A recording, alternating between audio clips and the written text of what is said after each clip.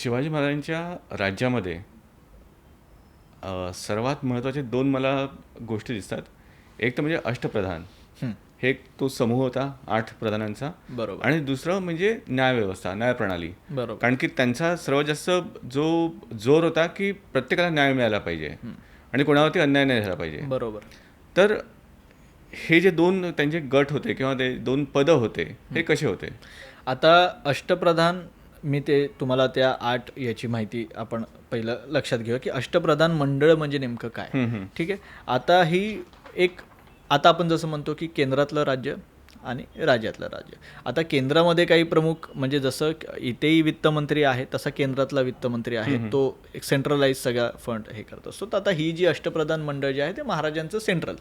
ठीक आहे. आता त्याच्यामध्ये पंतप्रधान म्हणजे तेव्हाचा पेशवा येतो.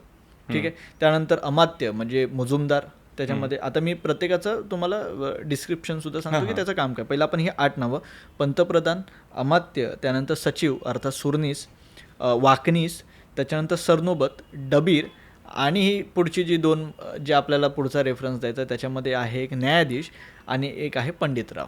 ठीक आहे. आता ही 8 पदं झाली. आता पेशव्याचं काय काम आहे, तर बा पंतप्रधान आपला जो आजचे जे पंतप्रधान आहेत ते जे काम करतात त्याच्यामध्ये राज्याचं सर्वसाधारण तुमचा कारभार पाहणं, महाराजांच्या अनुपस्थितीमध्ये राज्याचं प्रतिनिधित्व करणं, आणि त्यानंतर सर्व विभाग म्हणजे त्यांच्या अंडर येणारे हे जे सर्व विभाग आहेत तर त्या सर्व विभागांवर प्रत्यक्ष लक्ष ठेवणं. म्हणजे आपण असं पकडून चालू की प्रति राजा ज्या ज्या जबाबदाऱ्या असतात त्या या पेशव्यानं सांभाळायच्या असतात. करेक्ट. आता तेव्हाचे पेशवे कोण होते, तर मोरोपंत पिंगळे हे महाराजांच्या अष्टप्रधान मंडळामध्ये पेशवे होते. त्यानंतर अमात्य मुजुमदार म्हणजे याचं काय काम आहे, तर आजचे जे अर्थमंत्री काम करतात, फायनान्स मिनिस्टर म्हणजे तेव्हाचे अमात्य किंवा मुजुमदार, राज्याचा संपूर्ण जमा खर्च पाहणं आणि त्यानंतर महसूल गोळा करून राज्याच्या आर्थिक व्यवस्थेचं नियोजन करणं. तर हे आपले अमात्य. त्यानंतर आले सचिव, सुरनीस. सचिव आपण म्हणतो की आता पण यांना म्हणूया की IAS ऑफिसर, जो सगळ्यात आपण कॅबिनेट ॲडमिनिस्ट्रेशन. ॲडमिनिस्ट्रेशनचा सगळ्यात हेड आपण ह्याला म्हणूया. त्याच्यामध्ये राजांचं सगळं फरमान काढणं किंवा अधिकृत पत्रव्यवहार सगळ्या गोष्टी सांभाळणं, पत्रांची भाषा, त्याच्यातली शुद्धता, या सगळ्या गोष्टी तपासणं. अण्णाजी दत्तो हे तेव्हाचे सचिव होते आणि रामचंद्र निळकंठ हे तेव्हाचे अमात्य होते, जे आपण आधीचं सांगितलं ते. आता हे तुमचं सचिव झालं, सुरनीस झालं. त्यानंतर आलं मंत्री, वाकनीस. वाकनीसाचं काय काम आहे की महाराजांचं जे खाजगी आहे म्हणजे PSO, पर्सनल सेक्रेटरी. ठीक आहे. पर्सनल सेक्रेटरी ऑफिस, की महाराजांच्या खाजगी आणि दैनंदिन व्यवहारावर लक्ष ठेवणं, की बाबा उद्या महाराज काय करणार आहेत, उद्या महाराजांचं रुटीन काय, परवा काय असणार आहे. त्याच्यानंतर गुप्तहेर खात्याचे काही प्रमुख जर आलं मेसेज तर महाराज आणि हा वाकणीस या लोकांचं लक्ष म्हणजे बाबा एखादं गुप्तहेर आला हे वाकणीसांकडून महाराजांना कळायचं, मग ती खाजगी भेट महाराजांची आणि गुप्तहेराची व्हायची. तर हे आताच आपल्याला आपण असं पकडून चालू की गृहमंत्र्याचं काम आहे की बाबा राज्यातल्या आतल्या गोष्टींमध्ये लक्ष ठेवणं. हे त्यावेळी दत्ताची तिर्मक वाकनीस यांच्याकडे ही जबाबदारी होती. सेनापती आले पुढे. तर सेनापतीचं काम आहे सैन्याची उभारणी करणं, त्याच्यानंतर शिस्त, लष्करी व्यवस्थापन, त्यांचं प्रशिक्षण, ह्या सगळ्या गोष्टी करणं आणि युद्धाच्या वेळी सैन्याचं नेतृत्व करणं. आता सरनोबत किंवा सैनिकांमध्ये सुद्धा तिथे 2 प्रकार होते, एक घोडेस्वारांचा, एक घोडदळ आणि पायदळ. आणि या सगळ्यांचा प्रमुख सेनापती.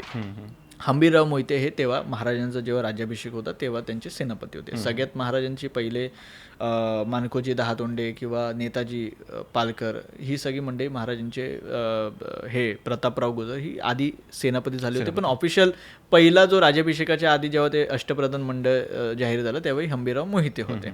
त्यानंतर सुमंत डबीर, जो आताचा आपण हे म्हणूया परराष्ट्र मंत्री म्हणूया, की बाहेरचे जे सगळे बाहेरच्या देशांसोबतचे जे व्यवहार आहेत, परराज्याशी राज्य संबंध ठेवणं, त्यांच्याशी बोलणं, जाऊन भेट देणं, काय चालू आहे, काय पद्धतीने, जो मागासा एक साधारण त्याबद्दलचा प्रश्न होता की बाबा परराज्यांशी कसं पॉलिसी असायची, तर त्याचं काम हे सुमंत अर्थात डबीर पाहायचे. आणि तेव्हाचे डबीर होते रामचंद्र त्रिंबक नावाचे होते. त्यानंतर शेवट 2 आहेत ते न्यायाधीश आणि पंडितराव. न्यायाधीशाचं काम आहे की दिवाणी आणि फौजदारी जे काही खटले असतील तर ते हिंदू धर्मशास्त्रानुसार आणि कायद्यानुसार त्याचा न्याय करायचा. निराजीरावजी हे तेव्हाचे आपले न्यायाधीश होते.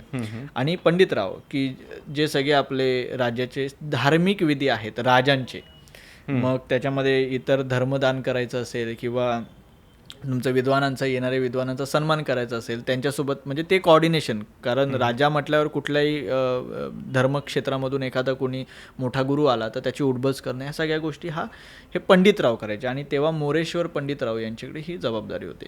हे झालं आपलं अष्टप्रधान मंडळ, की या अष्टप्रधान मंडळाकडे ह्या पद्धतीने तिथे जबाबदारी होती.